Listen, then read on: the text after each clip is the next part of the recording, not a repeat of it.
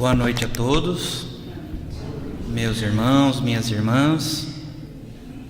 É um grande prazer estarmos aqui novamente reunidos, onde podemos compartilhar desse momento, esse encontro aos sábados, que também temos esses encontros às terças-feiras, onde a gente pode rever e falar um pouco mais sobre o Cristo. Agora há pouco tive ouvindo aqui a fala da nossa irmã Cirema e tenho a absoluta certeza que inspirada ela falou, lembrando para a gente 3 passagens do Evangelho. Vós sois o sal da terra, que isso está no Evangelho de Jesus. A frase que a irmã falou, não sou eu que vivo no Cristo, mas o Cristo que vive em mim, é de Paulo, está nas epístolas de Paulo. E a oração dominical, como nós a conhecemos, o Pai Nosso, que também está no Evangelho e que foi ensinada pelo próprio Senhor. Pai Nosso que estais nos céus. E isso vem de encontro porque ainda hoje à tarde, refletindo um pouco sobre nosso encontro de agora à noite, pensei em falarmos um pouco daquilo que está nas entrelinhas da codificação. Quanto ensinamento nós temos na codificação, não é? Podem ter certeza que cada vez que nós debruçamos nestes livros iluminados, nós temos novas instruções.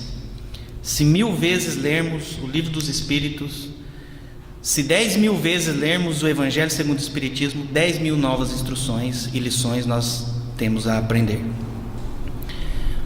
E então pincelamos um capítulo do Evangelho segundo o Espiritismo que eu tenho visto tão pouco falado, mas de tamanha importância, que é o capítulo 1, não vim destruir a lei. Às vezes a gente vê pouco falando, né? Poucos amigos, companheiros falando desse capítulo, não vim destruir a lei. Mas eu começo com uma instrução deste capítulo para nós darmos a abertura e hoje tentarmos concretizar alguns conceitos da doutrina espírita. Em Mulhouse, acho que é assim que se pronuncia, está no Evangelho segundo o Espiritismo, em 1861, eis que recebemos uma mensagem: médium desconhecido. O espírito assinou como um espírito israelita. Está no Evangelho segundo o Espiritismo, capítulo 1. Israelita. Então está vindo aqui um judeu nos ensinar. É exatamente isso. Porque a gente pensa que a doutrina espírita ela é fechada só entre nós. Não. Vamos prestar atenção, se muitos dos senhores não perceberam esses detalhes, mas muitas das instruções que tem na codificação estão assinadas. Então aqui tem um espírito israelita, que é um judeu, tá? Só para os senhores compreenderem. Hoje nós vamos tentar ir bem devagar, porque às vezes a pessoa fala, mas é que foi rápido, não compreendi. Mas de qualquer forma, a palestra de 30 minutos, ela só tem o intuito de jogar o tema no ar e fazer com que os senhores, estudem em casa. Mas israelita, quando nós estamos falando israelita, judeu, hebreu, estamos falando a mesma coisa, tá? Então aqui um espírito israelita poderia ser um espírito judeu, um espírito hebreu. Era rabino? Não sei, só assinou um espírito israelita. Mas com certeza um espírito, se era rabino ou não, não sei, mas que detinha um conhecimento muito grande para estar dando uma mensagem dessa. Ele começa dizendo o seguinte, eu só vou frisar alguns pontos. Deus é único e Moisés é o Espírito que ele enviou em missão para torná-lo conhecido não só dos hebreus, como também dos povos pagãos. O povo hebreu foi um instrumento de que se serviu Deus para revelar por Moisés e pelos profetas, e as vicissitudes por que passou esse povo destinavam-se a chamar a atenção geral e a fazer a cair o véu que ocultava aos homens a divindade. Moisés abriu o caminho, Jesus continuou a obra, o Espiritismo a concluirá. Então aqui um irmão judeu dizendo aquilo que Kardec classificou, bem classificado, das 3 revelações. Moisés personificando a primeira revelação, Jesus a segunda revelação e a doutrina espírita a terceira revelação. E nessa noite é sobre esse tema que nós vamos tentar fechar alguns conceitos que a doutrina nos traz.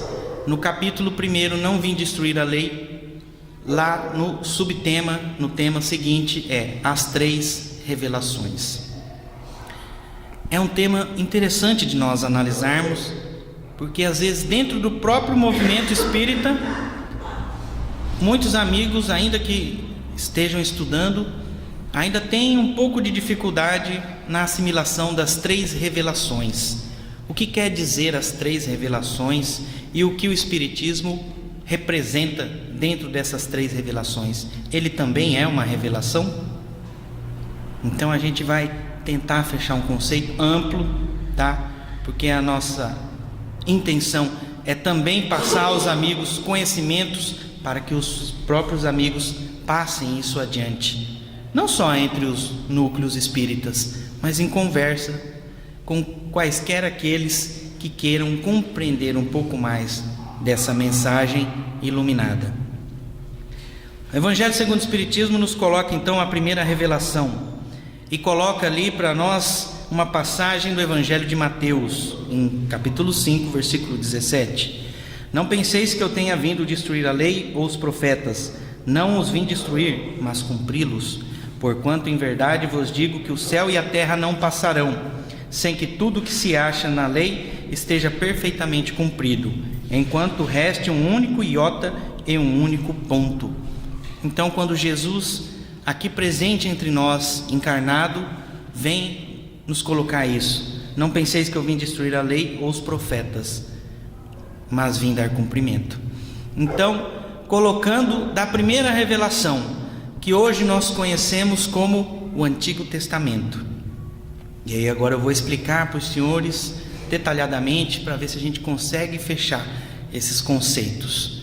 Porque às vezes a gente pensa que existe um único volume chamado a Bíblia, e que ela é um livro único. Mas na verdade, a Bíblia, meus irmãos, não é um livro, é uma biblioteca.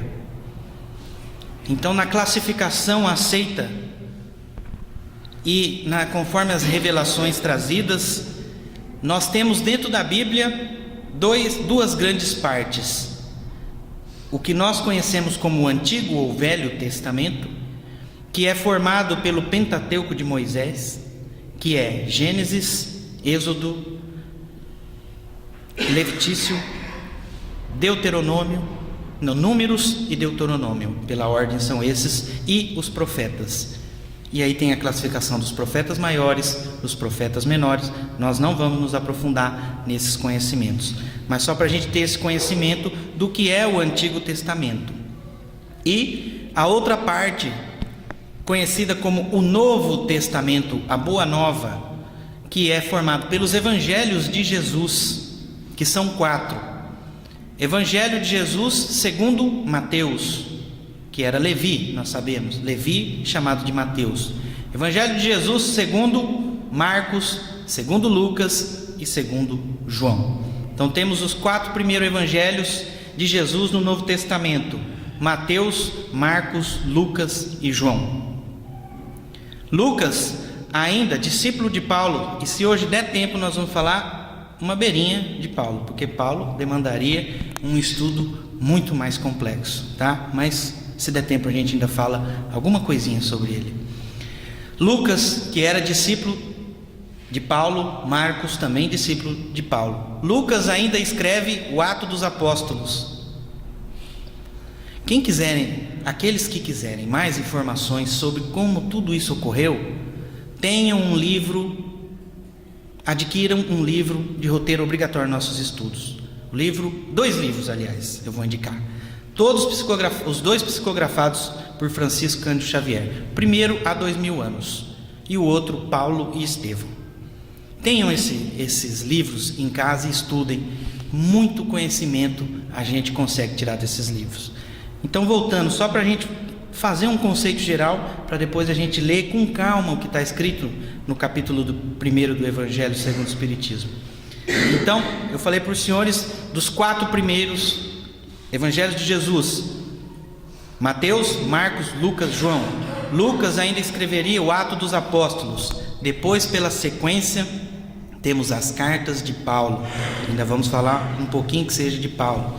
Temos ainda as epístolas de Pedro, João, Tiago, Judas, não Iscariote, o outro, e o derradeiro livro, Apocalipse, escrito também por João.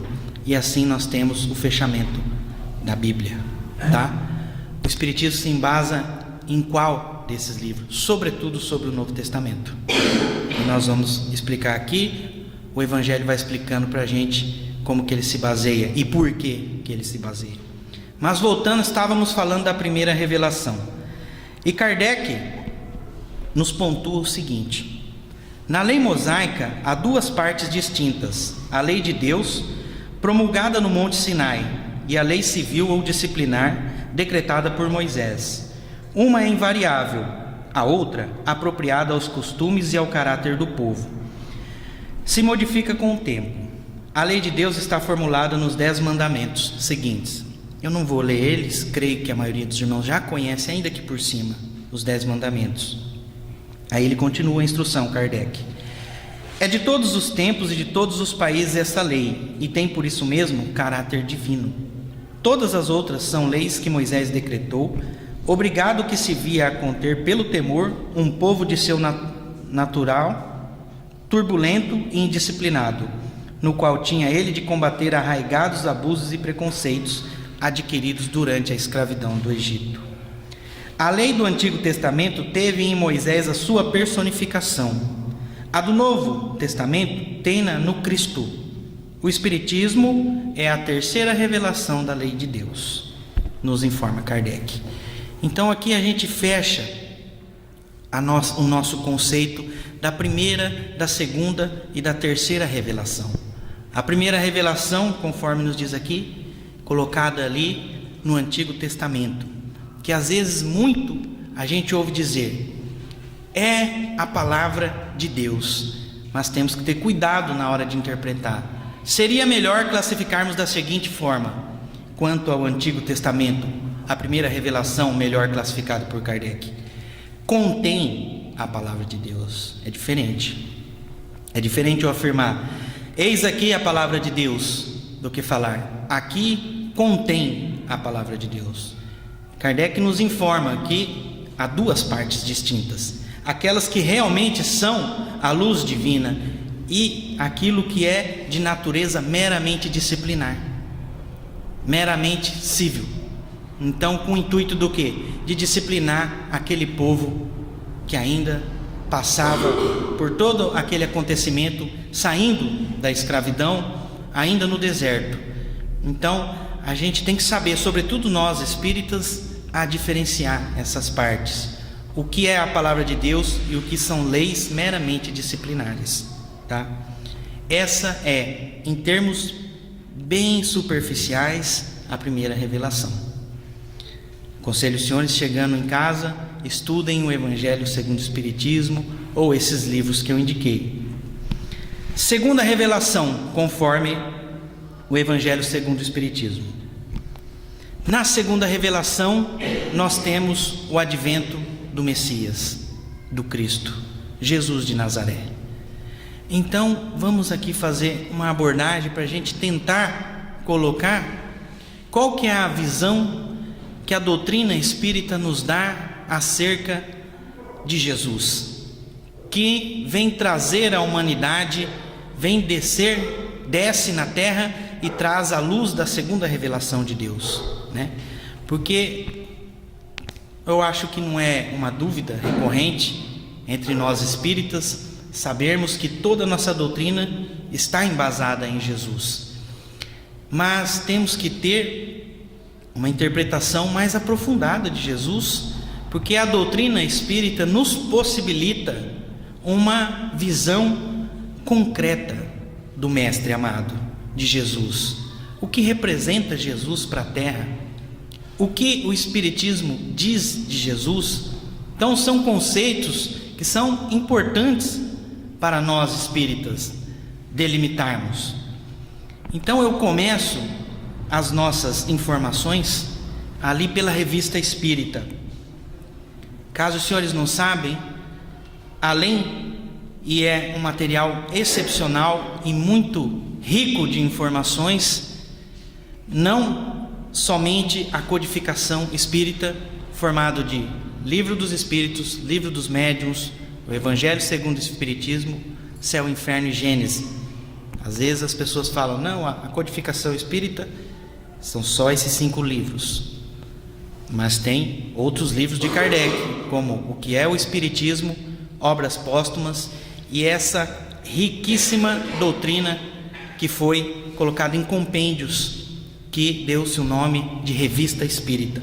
Informações riquíssimas. Na Revista Espírita de 1868, da revista, como eu disse para vocês, escrita por Allan Kardec, vem a seguinte informação: ao lado de Deus estão numerosos espíritos chegados ao topo da escala dos espíritos puros, que merecem ser iniciados em seus desígnios para dirigirem a sua execução. Deus escolheu entre eles seus enviados superiores, encarregados de missões especiais. Podeis chamá-los Cristos.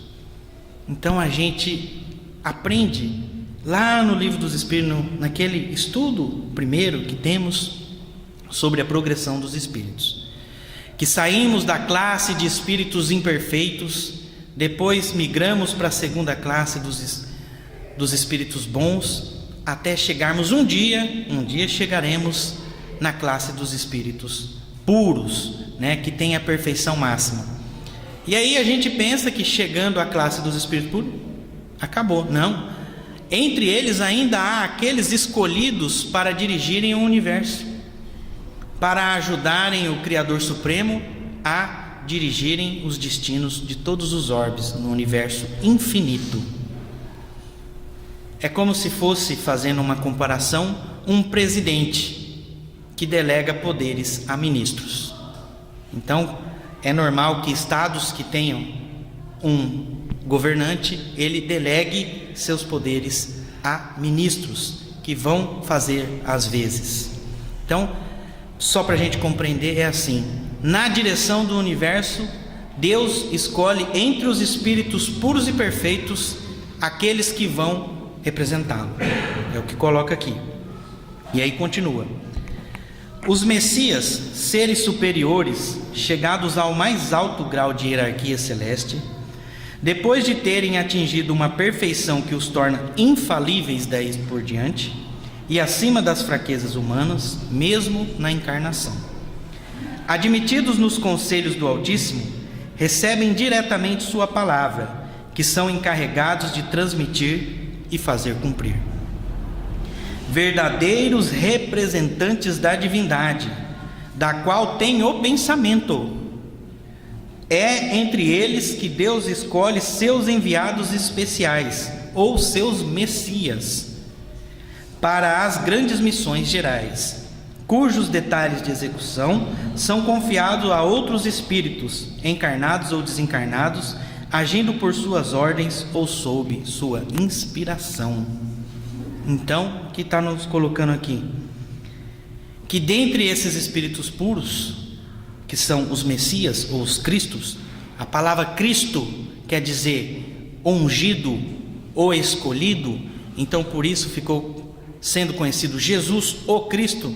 Não é que o sobrenome dele era Jesus Cristo, era Jesus o Cristo. Aí o pessoal unificou e já Jesus Cristo, chamando ele de Jesus Cristo. Mas quer dizer Jesus o Cristo, ou como os apóstolos usavam, Cristo Jesus. Então, o que são esses Cristos? São seres chegados ao mais alto nível de perfeição que se possa imaginar, e são eleitos pelo Senhor Supremo do Universo para dirigirem toda a criação. Ainda no livro Céu e Inferno, também de Kardec, ele nos coloca o seguinte sobre os Messias: Os puros espíritos são os messias ou mensageiros de Deus, pela transmissão e execução das suas vontades. Preenchem as grandes missões, presidem a formação dos mundos e a harmonia geral do universo. Tarefa gloriosa a que não se chega senão pela perfeição. As da ordem mais elevada são os únicos a possuírem os segredos de Deus, inspirando-se no seu pensamento de que são diretos representantes. Então, os Cristos, o nosso Cristo aqui no caso da terra, Cristo Jesus, qual era a natureza do Cristo? Cristo é para nós o representante direto da divindade, é o que nos informa a doutrina espírita. Ela nos coloca ali no capítulo 1 do Livro dos Espíritos, que começa, Kardec começa a sua explicação, a sua saga com o que é Deus, e vem nos discorrendo sobre a natureza divina, de que Deus é único, onipotente, soberanamente justo, soberanamente bom. Então, que Deus é único e que criou tudo que existe no universo infinito. Então, o universo que nós sabemos, nossa razão já nos diz que é infinito, tem um só Criador. Nós aqui em português o chamamos de Deus, mas o nome pouco importa. Se o selvagem chama de pedra ou fogo, isso não vai mudar nada. Ele continua sendo o Criador supremo do universo. E na Terra, no planeta Terra, há um representante desta divindade eterna. Um representante, que o chamamos de Cristo, é Jesus de Nazaré. Detinha o pensamento da divindade. Então Lucas inicia seu evangelho dizendo que Jesus ia pregando o reino de Deus, o evangelho de Deus. Como assim o evangelho de Deus? Não é o evangelho de Jesus que nós conhecemos? Sim, mas Jesus pregava o evangelho de Deus. Ele detinha consigo o verbo da divindade. Não é à toa que João começa também seu evangelho dizendo que o verbo era Deus e estava com Deus, e o verbo se fez carne e habitou entre nós, e vimos a sua glória. O que João estava explicando com isso? E até hoje muitos têm dificuldade de interpretar essas palavras do apóstolo João, falando que Deus, o Criador, manda para nós cartas vivas, que vem aqui pregar o seu evangelho, o evangelho universal.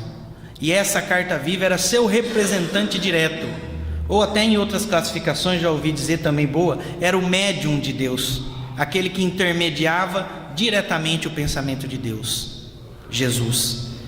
Então, só para a gente ter essa noção do que a doutrina nos explica acerca da segunda revelação e do pensamento de Jesus, como a doutrina espírita explica Jesus de Nazaré. Ainda um livro muito interessante, também vindo para o mundo através da iluminada mediunidade de Francisco Cândido Xavier, A Caminho da Luz, de Emmanuel. Emmanuel, que aliás, só fazendo aqui uma observação, também é um dos codificadores, sabiam? Cheguem em casa por curiosidade e abram capítulo 11, item 11, tem uma mensagem no final escrita, assinada Emmanuel, e aí tem uma entrevista publicada do Chico Xavier. Eu tenho essa entrevista, quem quiser depois peça que eu possa enviar por e-mail, onde foi perguntado para o Chico, no capítulo tal, item tal, tem uma mensagem que está assinada com o nome de Emmanuel. É Emmanuel? E Chico confirma, falou, é Emmanuel. Então, só para a gente ter a noção do espírito que guiava Francisco Cândido Xavier. É um dos espíritos que escreveu a codificação. A codificação, nós sabemos, a promessa de Jesus, do Espírito de verdade. Então, esta pleiade de espíritos iluminados, luminares, presidido pelo Espírito de verdade, um dos integrantes do grupo era Emmanuel. Então, Emmanuel nos traz tantas informações, né, através da abençoada psicografia de Chico Xavier. Um dos livros que também é roteiro obrigatório nos nossos estudos é A Caminho da Luz. E ele começa esse livro dizendo o seguinte: rezam as tradições do mundo espiritual que na direção de todos os fenômenos do sistema existe uma comunidade de espíritos puros e eleitos pelo Senhor Supremo do Universo, em cujas mãos se conservam as rédeas diretoras da vida de todas as coletividades planetárias. Essa comunidade de seres angélicos e perfeitos, da qual é Jesus um dos membros divinos, ao que nos foi dado saber, apenas já se reuniu nas proximidades da Terra para a solução de problemas decisivos da organização e da direção do nosso planeta, por 2 vezes no curso dos milênios conhecidos. Então, Emmanuel também corroborando com essas informações, que o Senhor Supremo, dentre os espíritos puros, elegem aqueles seres angélicos que vão representá-lo. Um dos integrantes dessa pleiade de espíritos angélicos puros e perfeitos, que é dado a conhecer a ele e a nós consequentemente, é Jesus, tá? E essa comunidade, informa ele, esteve aqui no orbe terrestre por 2 vezes. Primeiro, quando a Terra se despreendia da nebulosa solar, já ainda na sua formação, e uma segunda vez quando discutia-se a vinda de Jesus à Terra para trazer seu evangelho de amor. Então, Jesus é uma matéria e é um estudo que, se deixar, a gente fica aqui mais de hora falando. Informação, muita informação, mas somente para a gente ter essa visão do que a doutrina espírita nos traz acerca do Cristo. Que o Cristo, nosso Cristo Jesus, é o Espírito Divino em pessoa, o representante direto da divindade entre nós, que esteve aqui conosco para nos trazer o quê? Seu evangelho de amor, de perdão. Para o quê? Para iluminar nós homens também, que tramitamos e estamos aí, indo de encontro a essa perfeição. Terceira revelação, nos diz o Evangelho segundo o Espiritismo. Mas antes um pouco de adentrarmos, é importante a gente fazer a leitura do Livro dos Espíritos. Quando Kardec começa sua saga de codificação, onde ia fazendo perguntas que eram respondidas pela espiritualidade, na questão 625, uma das mais importantes de toda a obra Livro dos Espíritos, publicada em 1857, Kardec pergunta: qual o tipo mais perfeito que Deus tem oferecido ao homem para lhe servir de guia e modelo? E os Espíritos respondem para Kardec: Jesus. Para o homem, Jesus constitui o tipo da perfeição moral a que a humanidade pode aspirar na Terra. Deus nos oferece com o mais perfeito modelo, e a doutrina que ensinou é a expressão mais pura da lei do Senhor. Porque, sendo ele o mais puro de quantos têm aparecido na Terra, o Espírito Divino o animava. Então, Kardec, já iniciando ali a terceira revelação, já terminando aqui na questão 625, terminando o rol de perguntas à espiritualidade que formaria o Livro dos Espíritos, o primeiro livro da codificação espírita, vem essa resposta: quem é nosso guia e modelo? Nosso guia e modelo, os Espíritos nos dizem, é Jesus. E aí, ato consequente, na questão 627, creio que Kardec fez a pergunta mais inteligente de todas, a mais inteligente de todas, que também é uma dúvida nossa, porque se nós tivermos a informação já na questão 625, que Jesus é o nosso guia e modelo, que seu evangelho é a nossa luz, o que vieram fazer os espíritos? Para que serve o espiritismo? Se Jesus é o guia e modelo, é uma pergunta recorrente. a nós. E é uma pergunta recorrente àqueles que não são espíritas. Ora, se Jesus é o centro, se Jesus é o guia, se Jesus é o modelo, o que vieram fazer os espíritos? O que veio fazer o espiritismo? Não é uma pergunta razoável? Se ele é o guia e nós conhecemos seu santo evangelho, o que vocês estão fazendo aqui? Vieram falar algo que sobrepõe a Jesus? Mas a resposta da questão 627, ela sana as nossas dúvidas. Eu vou ler bem pausadamente para a gente compreender esse iluminado conteúdo que nos vem. Eles explicam. Kardec primeiro pergunta: uma vez que Jesus ensinou as verdadeiras leis de Deus, qual a utilidade do ensino que os espíritos dão? Terão que nos ensinar mais alguma coisa? Resposta: Jesus empregava a miúde na sua linguagem alegorias e parábolas, porque falava de conformidade com os tempos e os lugares. Faça mister agora que a verdade se torne inteligível para todo mundo. Muito necessário é que aquelas leis sejam explicadas e desenvolvidas. Tão poucos são os que a compreendem e ainda menos os que a praticam. A nossa missão, e aqui importante, vamos prestar atenção aqui. A nossa missão consiste em abrir os olhos e os ouvidos a todos, confundindo os orgulhosos e desmascarando os hipócritas, os que vestem a capa da virtude e da religião a fim de ocultarem suas torpezas.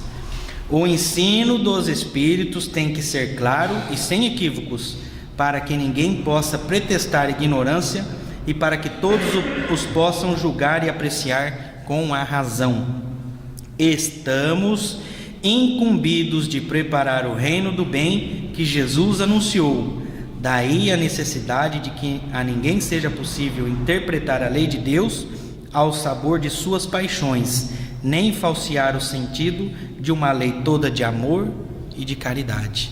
Deu para compreender o que os Espíritos falaram para nós? O que é que vocês vieram fazer? Sobrepor o ensino de Jesus? De maneira nenhuma. Viemos exemplificar e esclarecer e deixar em termos muito claros os ensinamentos de Jesus. Porque outrora ele disse por parábolas, ensinou por parábolas, porque assim tinha que fazer. Assim tinha que fazer, porque a população da época ainda não comportava este pensamento, mas sabia que teria tempos vindouros, onde a humanidade um pouco mais madura, saindo um pouco mais de sua infância, poderia captar os ensinamentos de Jesus. Então, é importante nós do movimento espírita sabermos: o espiritismo vem sobrepor o evangelho de Jesus? De maneira nenhuma. Ele vem afirmar o evangelho de Jesus, só que agora de forma clara, inteligível, de forma fácil de compreender, sem parábolas, falando abertamente sobre o Pai. Jesus disse lá atrás do seu evangelho: chegará o momento em que eu falarei abertamente sobre o Pai e não mais por parábolas. Ele mesmo nos prometera essa situação. Inclusive no evangelho de João, onde ele nos diz: ainda tenho muito que vos dizer, mas vós não o podeis suportar agora. Mas quando vier aquele Espírito de verdade, ele vos guiará em toda a verdade, porque não falará de si mesmo, mas dirá tudo o que tiver ouvido, e vos anunciará o que há de vir. Ele me glorificará, porque há de receber do que é meu, e vou-lo há de anunciar. João capítulo 16, versículo 12 a 14. Jesus diz: tenho muito que vos falar, mas agora vocês não podem suportar. Mas virá o Espírito de verdade, virá o Consolador prometido, virá a próxima revelação para o quê? Explicar tudo aquilo que eu estou falando, deixar de uma forma clara todas essas informações. Eis aqui para nós então o que? A terceira revelação, o Espiritismo, que vem nos trazer toda essa mensagem de Jesus, vem tirar dos escombros a mensagem de Jesus.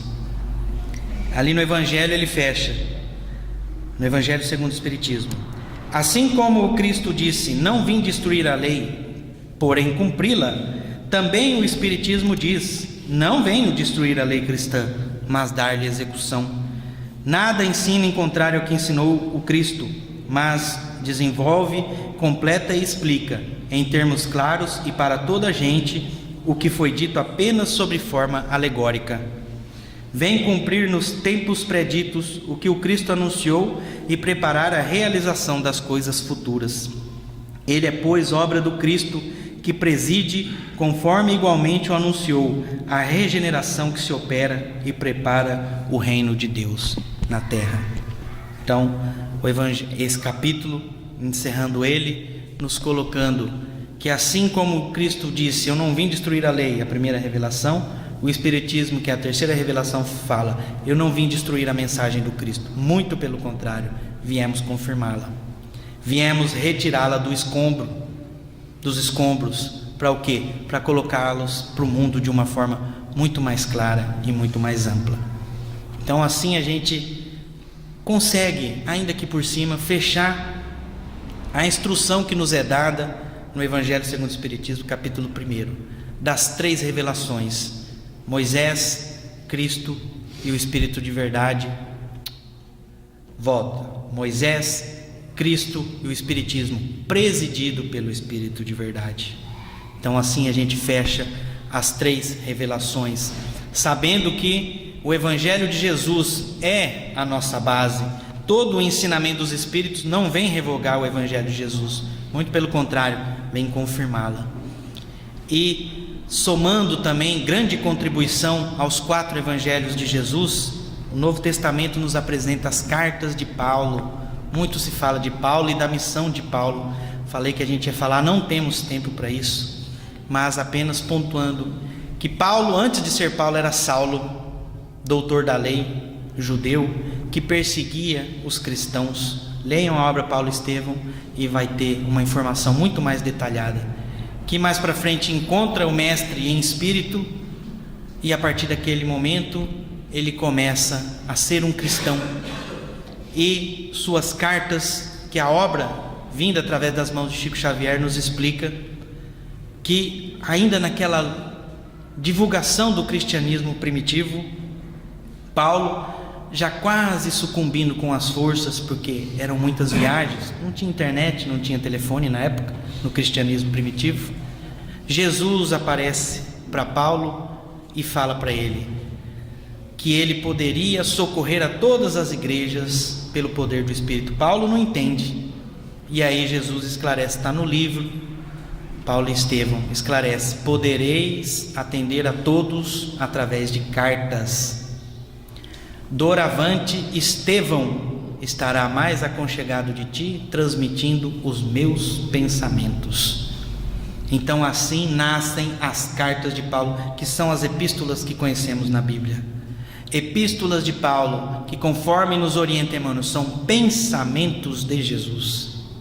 Então só para a gente ver a importância dessas cartas de Paulo. Então assim, meus irmãos, a gente fecha o pensamento das 3 revelações. Primeira revelação, Moisés; segunda, personificada no Cristo; e a terceira, o Espiritismo. Mas tendo como objeto central, sempre, o ensinamento do nosso Mestre Jesus. Que a paz do Senhor esteja no coração de cada um.